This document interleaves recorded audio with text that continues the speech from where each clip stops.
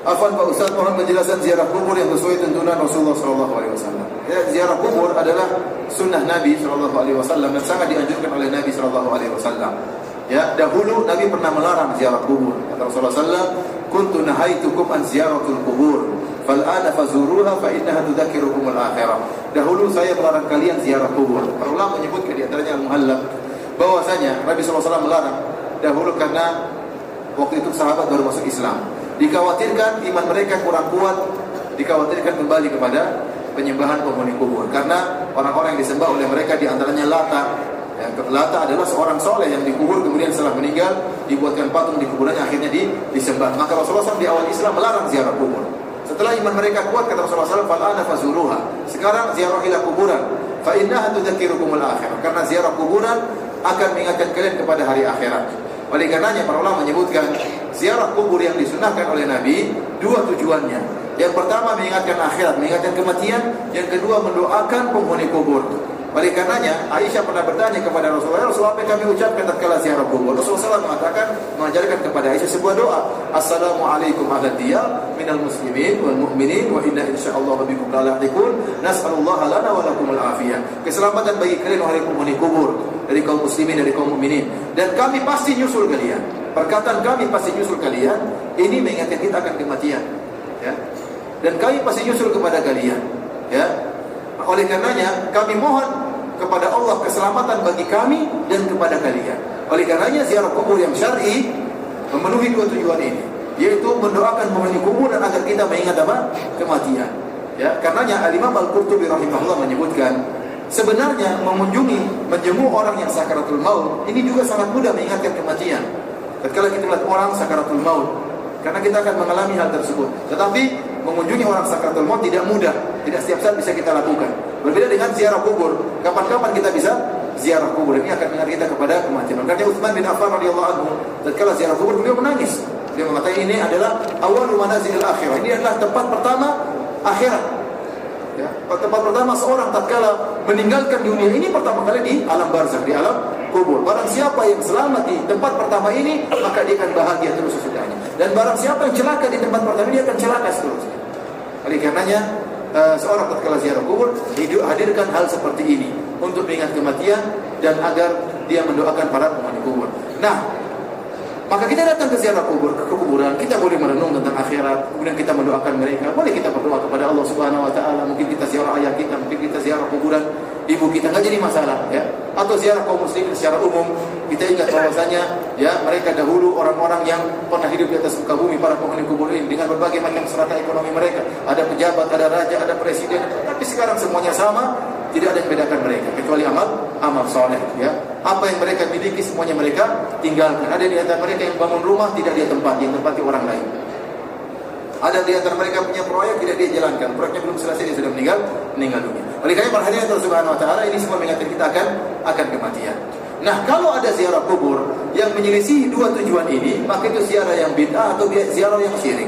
Contohnya ziarah kubur untuk minta doa kepada penghuni kubur, ini keliru, kebalik. Seperti datang ke kuburan syuhada Uhud, kemudian datang kepada kuburan syuhada Uhud mengatakan, "Wahai Hamzah, doakan saya kepada Allah." Ini keliru. Rasulullah SAW dahulu datang menyuruh para sahabat untuk mendoakan mereka karena mereka sudah meninggal dunia. Mereka butuh untuk didoakan, ya.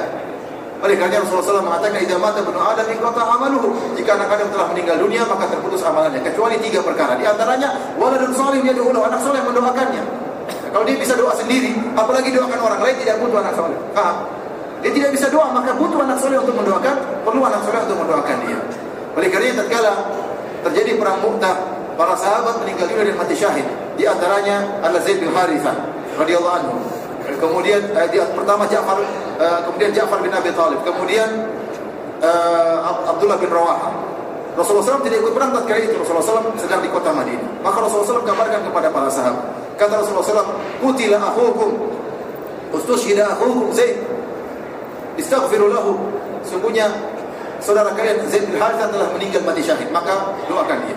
Mohonkan ampunan bagi dia. Kemudian waktu Ja'far meninggal dunia, Rasulullah SAW mengatakan lagi, "Ja'far telah meninggal, qutila Ja'faru syahidan, istaghfiru li akhikum." Ja'far meninggal dunia mati syahid, maka doakan dia. Waktu Abdullah bin Rawahah meninggal dunia, kata Rasulullah SAW demikian juga, telah meninggal Abdullah bin Rawahah mati syahid, maka doakan dia. Lihat mereka mati syahid. namun mereka butuh untuk didoakan. Kenapa? Karena mereka sudah ada dalam alam yang lain, alam barzakh. Mereka hidup dengan hidup yang lain, bukan hidup seperti di dunia ini. Maka mereka butuh untuk kita doakan, bukan sebaliknya kita minta doa kepada mereka. Maka saya katakan kalau ada ziarah kubur yang terbalik justru minta doa kepada penghuni kubur, ini ziarah yang beda, yang tidak pernah diajarkan oleh Nabi dan para sahabatnya. Justru harusnya kita mendoakan mereka, bukan kita minta doa kepada mereka. Keliru, ya. Kemudian apalagi kalau sampai meminta doa, berdoa kepada mereka seperti meminta kepada Nabi, ya Rasulullah doakan sembuhkan saya, ya Rasulullah saya sudah lama menikah tidak punya anak, ya Rasulullah. Ini kesyirikan kalau sudah sampai minta kepada Nabi sallallahu alaihi wasallam, sebagaimana orang Nasara yang meminta kepada Nabi Isa. Kemudian kalau ternyata pergi kuburan tidak mengingat akhirat, ya, tapi mengingat yang lain, ya. Dan ini yang menjadi masalah yang ada di tanah air kita.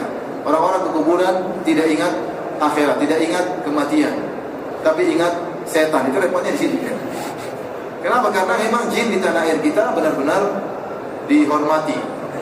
Ya, para dukun dihargai. Mungkin dukun bisa masuk televisi, ya.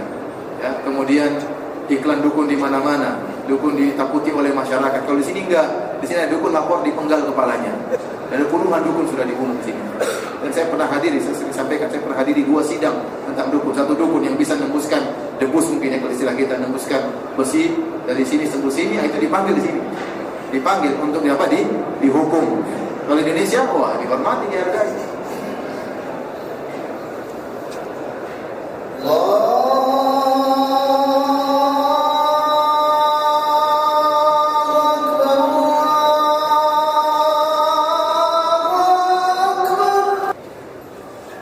Para hadirin, para jamaah umrah, perkara yang sangat menjadikan di tanah air kita, ya, kuburan fungsinya sekarang sudah lain. Orang ke sana mengingat setan, bukan ingat apa? Kematian. Saya katakan tadi kenapa? Karena jin sangat dihormati di tanah air kita. Setan sangat dihargai, dukun-dukun dihormati. Kemenyan di mana-mana, dupa-dupa dipasang di mana-mana. Sajian-sajian dipasang di mana-mana, dan semua adalah bentuk peribadatan kepada para jin. Beda kalau di sini. Di sini tidak ada syirik-syirik seperti itu. Tidak ada khurafat-khurafat seperti itu. Tidak ada penyembahan terhadap arwah-arwah. Oleh karenanya di sini saya rasa tidak ada yang takut ke kuburan, tidak ada yang merinding ke kuburan. Kenapa? Karena dukun tidak ada. Kalau ada ketahuan dukun dipenggal di sini.